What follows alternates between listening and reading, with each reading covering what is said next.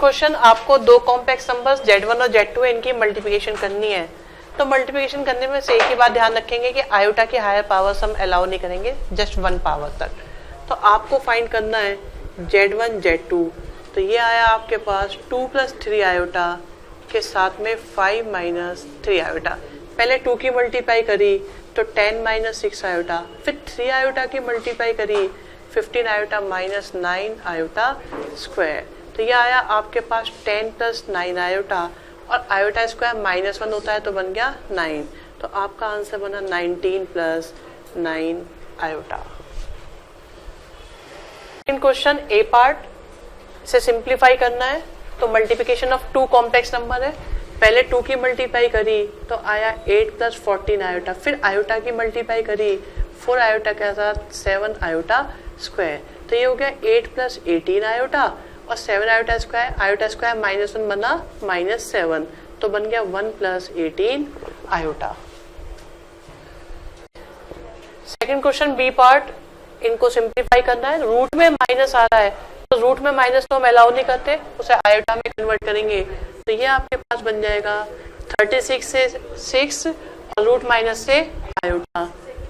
फिर आपका ये बन गया 3 + 2 × 3 9 आयोटा। तो आपके पास आ गया 2 + 6 आयोटा के साथ में 3 + 18 आयोटा। पहले 2 की मल्टीप्लाई करी तो 6 + 36 आयोटा, फिर 6 की मल्टीप्लाई करी 18 आयोटा के साथ में 18 6 जा 128 और 118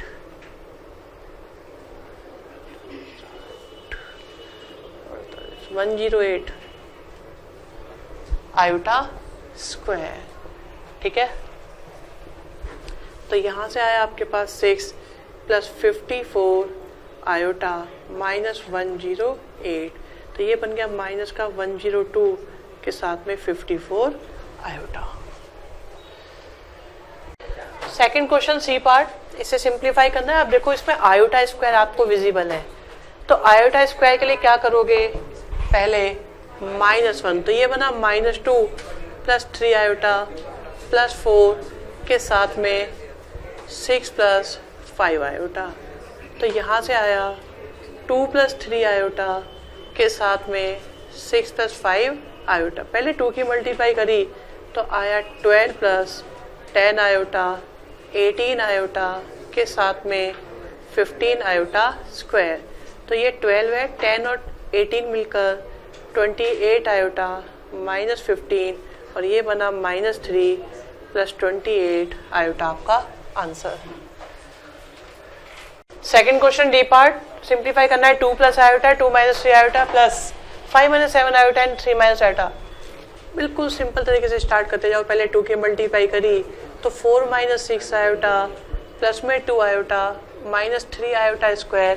5 की मल्टीप्लाई करी तो 15 - 5 iota -21 iota plus 7 iota square.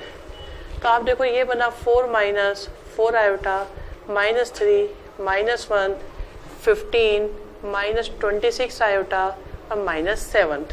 तो 4 और 15 मिलकर 19 -7 हो गए आपके पास में। ठीक है, 19 - 7 हो गए 12 और 12 + 3 और ये 4 आयोटा और ये मिलकर हो गए आपके पास 30 आयोटा। तो आपका आंसर आ गया 15 - 30 आयोटा। सेकंड क्वेश्चन ई पार्ट, 5 - 3 आयोटा होल क्यूब। ठीक है, आप चाहे तो होल क्यूब का फॉर्मूला अप्लाई कर सकते हैं। अगर आपको उसमें प्रॉब्लम है तो आप इसे ब्रेक करके भी कर सकते हैं। जैसे आपने क्या किया, 5 - 3 आयोटा का स्क्वायर लिख लिया, फिर 5 - 3 आयोटा। अगर किसी को क्यूब के फॉर्मूले में प्रॉब्लम होती है तो अभी a - b होल स्क्वायर आपके पास a² + b² -2ab के साथ मल्टीप्लाई करेंगे 5 - 3 आयोटा, और आयोटा स्क्वायर -1 होता है तो बन गया 25 - 9 माइनस का 30 आयोटा के साथ में आ गया 5 - 3 आयोटा। ये बना 16 - 30 आयोटा के साथ में आ गया 5 - 3 आयोटा।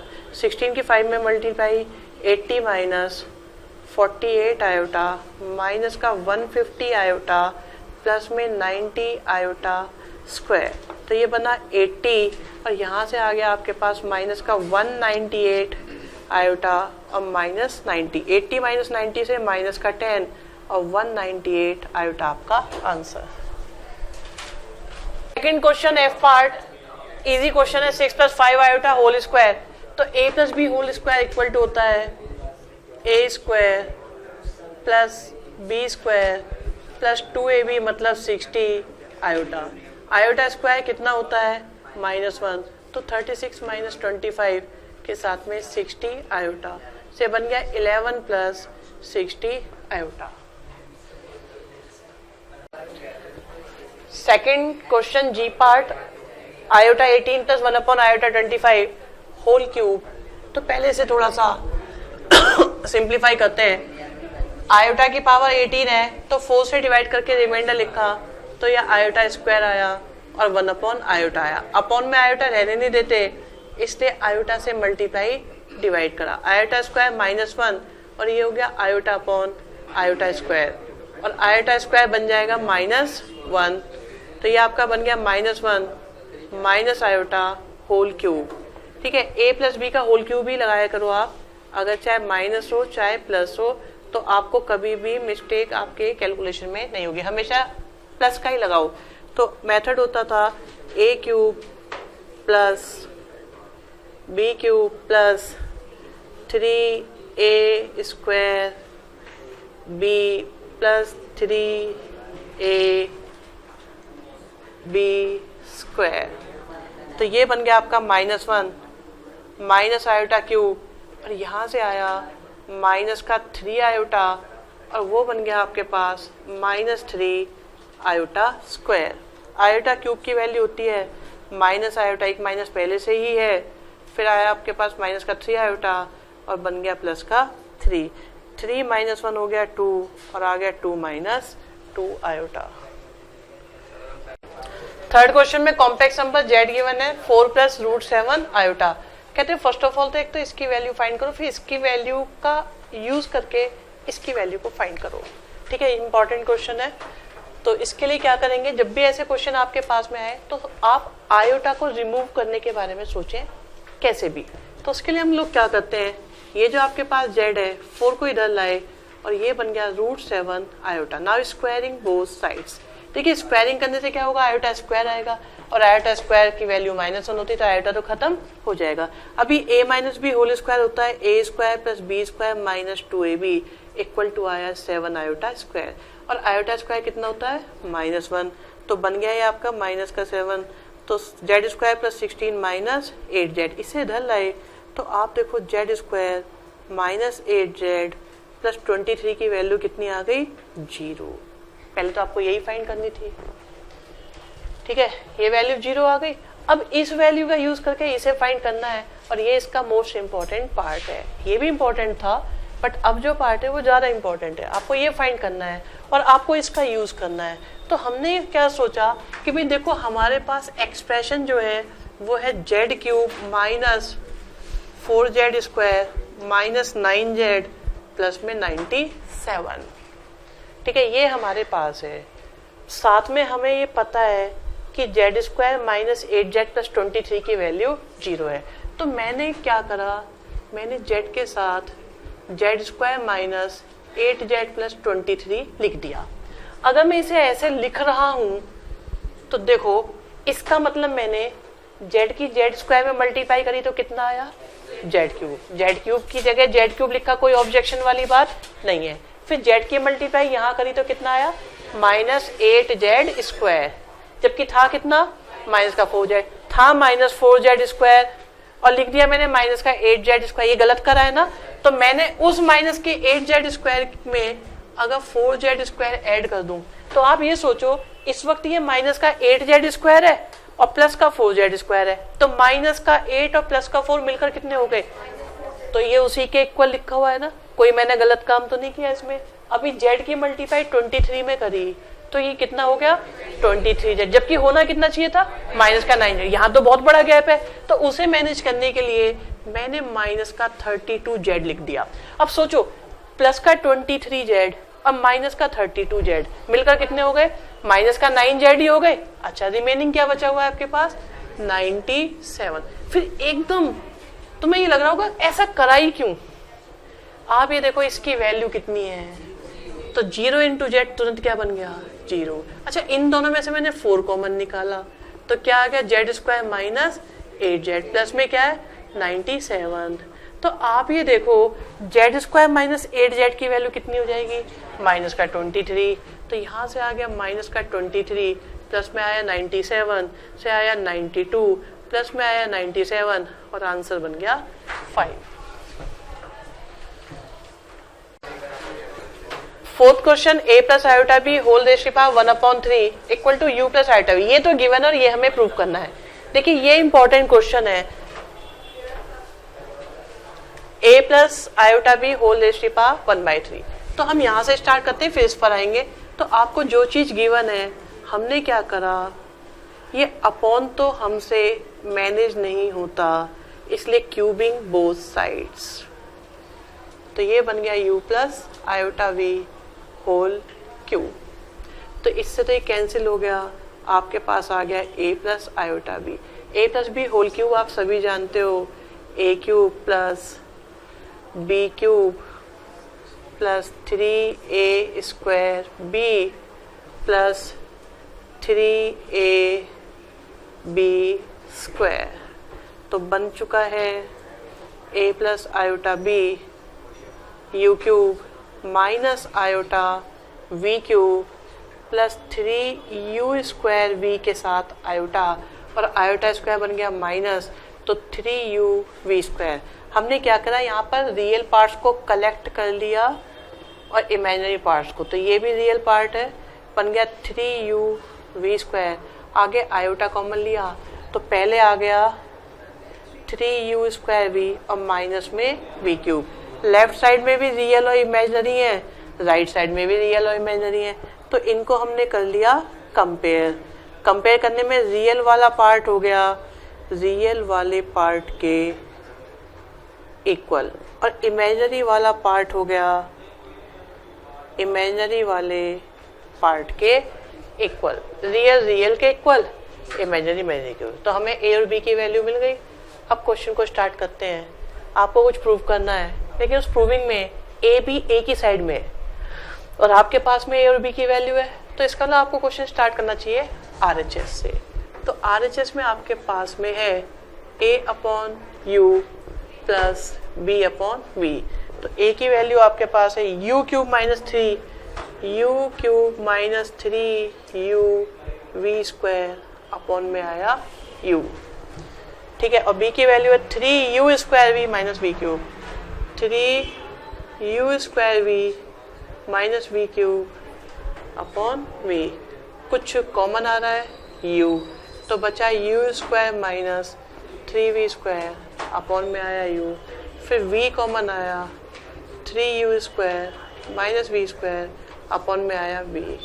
तो यहाँ से बन गया u square minus 3v square 3u square minus v square से बना 4u square minus 4v square और 4 कॉमन आया तो बचा u square minus v square. मतलब RHS से आगे स्टार्ट हो गया आपकी LHS। क्वेश्चन नंबर 5 में दो नंबर्स हैं Z1 और Z2 और हमें शो करना है Z1 square plus Z1 Z2 and Z2 square equal to 23। सीधे वैल्यू सब्स्टिट्यूट करी तो हमारे पास आया 3 plus 2 iota whole square, 3 plus 2 iota, 3 minus 2 iota and 3 minus 2 iota square.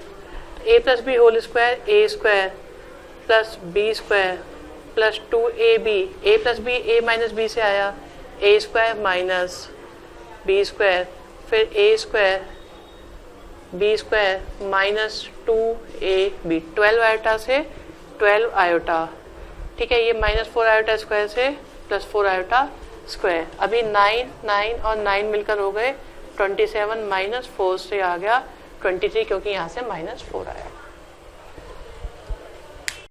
6 question में cos theta plus iota sine theta whole square equal to a plus iota b और आपको prove करना है a square plus b square is equal to 1। देखो अगर कभी आपके पास ऐसा क्वेश्चन हो, आपको लगता हो देखो कि स्क्वायर लाने सिर्फ कोफिशिएंट के, तो ऐसा होता है आपका मॉडुलस में, क्योंकि अगर मॉडुलस सोचो आप क्या आएगा, root a square plus b square, तो ए स्क्वायर बी स्क्वायर आता है ना मॉडुलस से, taking modulus of both sides, तो ये बन गया cos theta plus iota sine theta modulus का square is equal to modulus of a plus iota b. यहाँ से मॉडुलस क्या बना, रियल का स्क्वायर प्लस इमेजिनरी का स्क्वायर के अंडर रूट का होल स्क्वायर, राइट साइड में रियल का स्क्वायर प्लस इमेजिनरी के स्क्वायर अंडर रूट का अंडर रूट सिर्फ, ठीक है। ये बन गया 1 इक्वल टू में आया root a square plus b square, squaring both sides, तो आपके पास आ गया 1 equal to a square plus b square. Question number 10 में कहते हैं सॉल्व द इक्वेशन। सॉल्व करने का मतलब होता है जिस चीज की भी इक्वेशन है आप उसकी वैल्यू फाइंड करो, तो इसका मतलब हमें इसे सॉल्व करके जेड को फाइंड करना है। अच्छा क्वेश्चन है। देखिए अब जेड का पता नहीं है, पर ये तो पता है कि ये कॉम्प्लेक्स नंबर है, तो हमने एज्यूम कर लिया let the Z is X plus iota Y, ठीक है। वैल्यू सब्स्टिट्यूट करते हैं तो आपके पास में आया modulus of X plus iota Y plus X plus iota Y equal to 2 plus iota. Modulus का मतलब होता है रियल का स्क्वायर एंड इमेजिनरी का स्क्वायर प्लस में एक्स प्लस में iota Y equal to 2 plus iota. ये आपका रियल पार्ट है, ये आपका इमेजिनरी पार्ट है, उधर ये रियल पार्ट है, ये इमेजिनरी पार्ट। पहले इमेजिनरी को सॉल्व कर लेते हैं, तो y इक्वल टू आपके पास आ गया 1। अभी रियल पार्ट के बेस पर देखो, x square plus y square का under root plus x equal to आ गया 2, y की वैल्यू 1 है, तो ये बन गया X square plus 1 plus x equal to 2। थोड़ा सिंप्लीफाई करने की कोशिश, तो आपके पास में है X square plus 1 equal to 2 minus X, squaring both sides, तो 4 plus X square minus 4x, X square से एक्स स्क्वायर कैंसिल, तो 4x इक्वल टू 3 और x की वैल्यू आ गई 3/4 और y की वैल्यू आ चुकी है 1। देयरफॉर कॉम्प्लेक्स नंबर हो गया आपके पास x प्लस आयोटा y, और यही आपका आंसर है। 11 क्वेश्चन में x और y की वैल्यू फाइंड करनी है। गिवन है x plus iota y into 2 minus 3 iota equal to 4 plus iota. पहले x की मल्टीप्लाई करी तो 2 माइनस 3x आयोटा, फिर 2y iota minus 3y iota square equal to 4 plus iota. तो ये आया आपके पास 2x, आयोटा स्क्वायर कितना होता है -1, तो बन गया 2 प्लस 3 आयोटा। यहाँ से आयोटा कॉमन लिया तो minus 3x plus 2y is equal to 4 plus iota.